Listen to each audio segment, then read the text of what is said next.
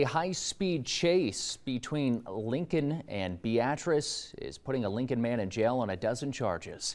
Nebraska State Patrol says 28-year-old Tyler Yates led officers on a motorcycle chase down Highway 77 to Beatrice.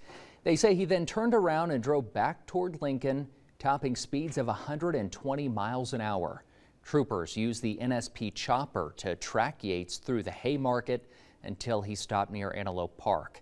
He's booked for having stolen property, avoiding arrest, reckless driving, as well as on an outstanding warrant.